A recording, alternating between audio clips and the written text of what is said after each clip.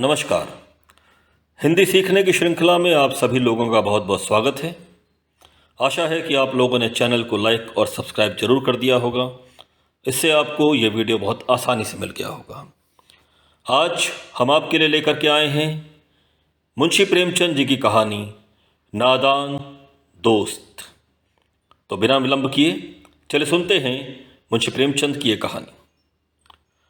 केशव के घर में छज्जे के ऊपर एक चिड़िया ने अंडे दिए थे। केशव और उसकी बहन श्यामा दोनों बड़े ध्यान से चिड़ियों को वहां आते जाते देखा करते। सवेरे दोनों आंखें मलते मलते छज्जे के सामने पहुंच जाते और चिड़ा या चिड़िया या दोनों को वहां बैठा पाते। उनको देखने में उन दोनों बच्चों को न जाने क्या मजा आता था। दोनों के मन में तरह तरह के प्रश्न उठते थे। अंडे कितने बड़े होंगे, किस रंग के होंगे, कितने होंगे, उन्हें से बच्चे बाहर कैसे निकलेंगे, बच्चों के पर कैसे होंगे, घोंसला कैसा होगा। किंतु इन सवालों का जवाब देने वाला वहां कोई नहीं था। मां घर के कामों में लगी रहती और बाबूजी दफ्तर के काम में। दोनों बच्चे आपस में ही सवाल जवाब करके अपने मन को शांत कर लिया करते। श्यामा, भैया क्या बच्चे निकलकर फुर्र से उड़ जाएंगे? केशव विद्वानों की तरह से, नहीं री पगली, पहले पर निकलेंगे, बिना परों के बेचारे कैसे उड़ेंगे? श्यामा, बच्चों को क्या खिलाएगी बेचारी? केशव के पास इस सवाल का कोई जवाब नहीं था। इस तरह 3-4 दिन बीत गए। दोनों बच्चों की जिज्ञासा दिन प्रतिदिन बढ़ती ही जा रही थी। दोनों अंडों को देखने के लिए बहुत बेचैन थे। उन्होंने अनुमान लगाया अब बच्चे जरूर निकल आए होंगे। वो बच्चों के भोजन का सवाल अब उनके सामने आ खड़ा हुआ। चिड़िया बेचारी इतना दाना कहाँ से लाएगी कि सारे बच्चों का पेट भर सके? बेचारे बेचारे बच्चे भूख के मारे छू छू करके मर जाएंगे। दाना पानी का ख्याल आते ही दोनों घबरा उठे। दोनों ने निर्णय लिया कि छज्जे पर थोड़ा सा दाना रख देंगे। श्यामा खुश होकर बोली, है तब तो चिड़िया को दाने के लिए कहीं उड़कर जाना भी नहीं पड़ेगा, है ना भैया? केशव, नहीं, तब क्यों जाएगी? श्यामा, भैया बच्चों को धूप भी तो लगती होगी। केशव का ध्यान इस परेशानी की ओर नहीं गया था। वह बोला, परेशानी जरूर हो रही होगी। बेचारे प्यास के मारे तड़प रहे होंगे। ऊपर ऊपर कोई छाया भी तो नहीं है। आखिर यह फैसला लिया गया कि घोंसले के ऊपर कपड़े की छत बना देनी चाहिए।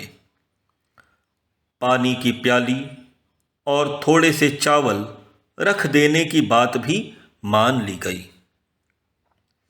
दोनों बच्चे बड़े मन से सब काम करने लगे। श्यामा मां की आंख बचाकर मटके से चावल निकाल लाई। केशव ने पत्थर की प्याली का तेल चुपके से जमीन पर गिरा दिया और खूब साफ करके उसमें पानी भर दिया। अब छाया के लिए कपड़ा कहां से लाएं? फिर ऊपर छड़ियों के बिना कपड़ा ठहरेगा कैसे? और छड़ी खड़ी कैसे होंगी? शव बड़ी देर तक इसी उधेड़बुन में रहा। आखिरकार उसने यह मुश्किल भी हल कर दी। श्यामा से बोला, जा जा, जाकर कूड़ा फेंकने वाली टोकरी उठा ला। हाँ माँ को मत दिखाना। श्यामा, वह तो बीच में से कटी हुई है, उसमें से धूप नहीं न जाएगी। केशव झुंझला कर बोला, तू टोकरी तो ला, मैं उसका छेद बंद करने की कोई उपाय सोचता हूं। श्यामा दौड़कर टोकरी उठा लाई। केशव ने उसके छेद में थोड़ा सा कागज ठूंस दिया और फिर टोकरी को एक टहनी से टिकाकर बोला, देख, ऐसे ही घोंसले पर इसकी आड़ कर दूंगा, तब कैसे जाएगी धूप। श्यामा ने दिल में सोचा, भैया कितने चालाक हैं।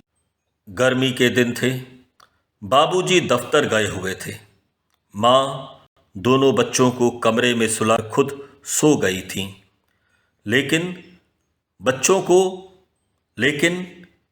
की आंखों में आज नींद कहाँ।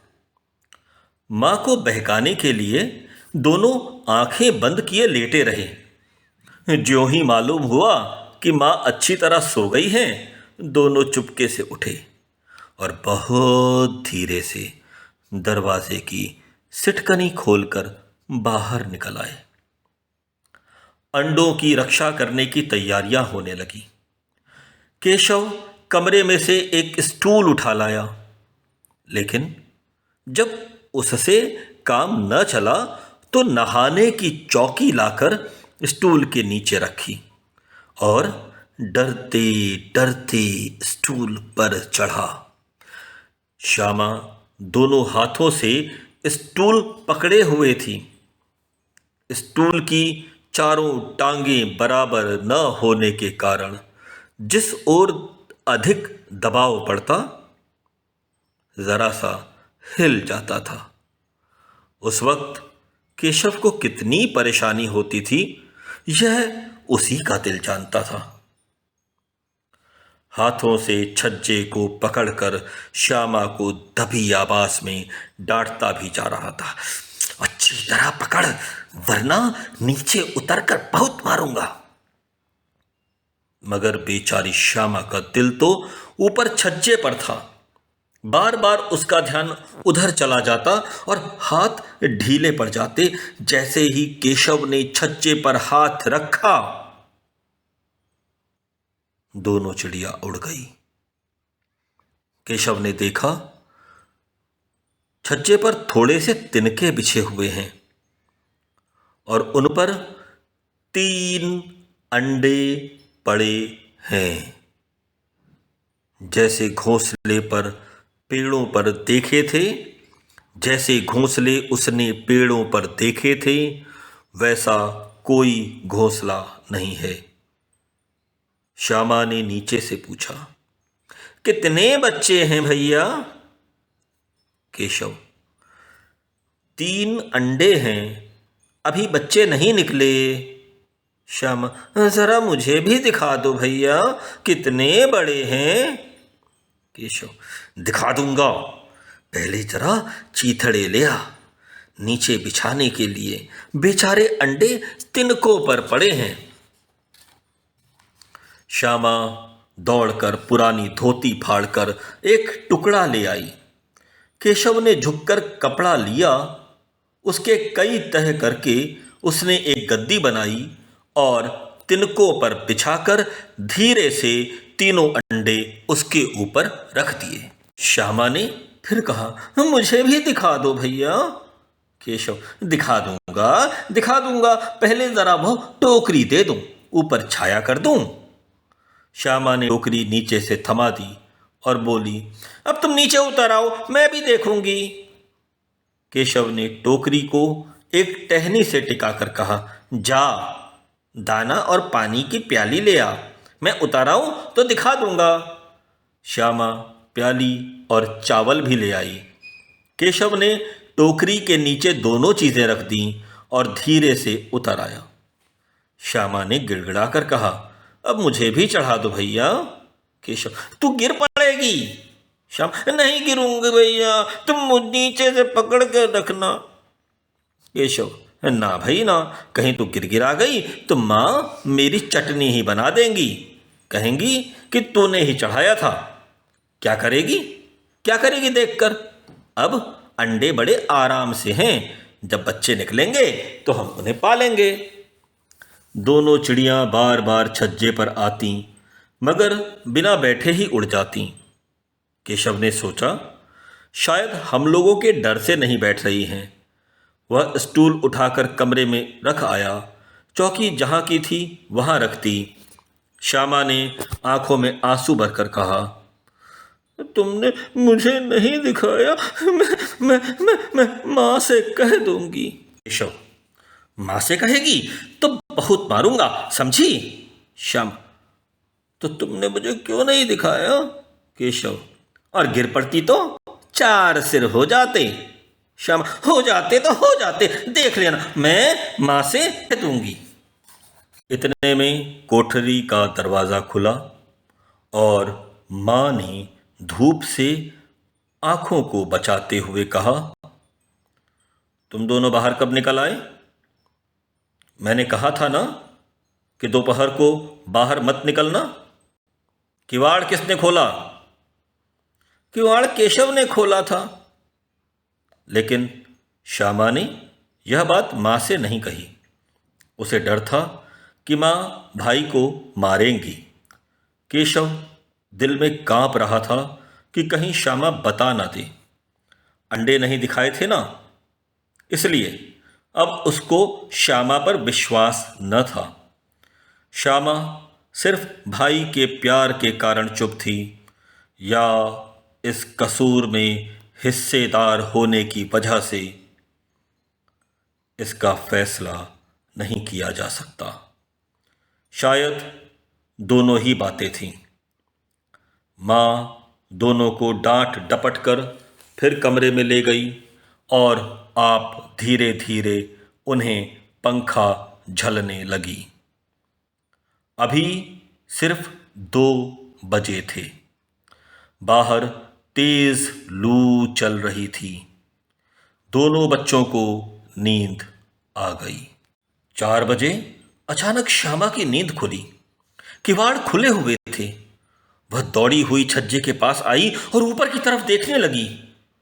टोकरी का पता न था। अचानक उसकी नजर नीचे गई और वह उल्टे पांव दौड़ते हुए कमरे में जाकर जोर से बोली, भैया, अंडे तो नीचे पड़े हैं। केशव घबराकर उठा और दौड़कर बाहर आया। उसने देखा कि तीनों अंडे नीचे टूटे पड़े हैं और उनसे कोई चूने की सी चीज बाहर निकल आई है। पानी की प्याली भी एक तरफ टूटी पड़ी है। उसके चेहरे का रंग उड़ गया। सहमी हुई आंखों से जमीन की ओर देखने लगा। श्यामा ने पूछा, बच्चे कहाँ उड़ गए भैया। केशव ने करुण स्वर में कहा, अंडे तो फूट गए। श्यामा, और बच्चे कहाँ गए। केशव, तेरे सिर में देखती नहीं, अंडों से उजला उजला पानी निकल आया है। वो बच्चे वही 2-4 दिन में बच्चे बन जाते। मां ने आते ही पूछा, तुम दोनों यहां धूप में क्या कर रहे हो। श्यामा ने कहा, मां, चिड़िया के अंडे टूटे पड़े हैं। मां ने जब टूटे हुए अंडों को देखा तो गुस्से से बोली, तुम दोनों ने जरूर ही अंडों को छुआ होगा। अब तो श्यामा को भैया पर जरा भी तरस नहीं आया। उसने शायद अंडों को इस तरह रख दिया कि वे नीचे गिर पड़े। इसकी सजा मिलनी चाहिए। बोली, इन्होंने अंडों को छेड़ा था मां। मां ने केशव से पूछा, क्यों रे। केशव भीगी बिल्ली बना खड़ा रहा। मां, तू वहां पहुंचा कैसे। श्यामा, चौकी स्टूल पर रख के चढ़े थे मां। केशव, तू स्टूल को पकड़कर नहीं खड़ी थी। श्यामा, तुम्ही ने तो कहा था। मां, तू इतना बड़ा हो गया, तुझे अभी तक इतना भी नहीं मालूम कि छूने से चिड़िया के अंडे गंदे हो जाते हैं, चिड़िया फिर उन्हें नहीं सेती।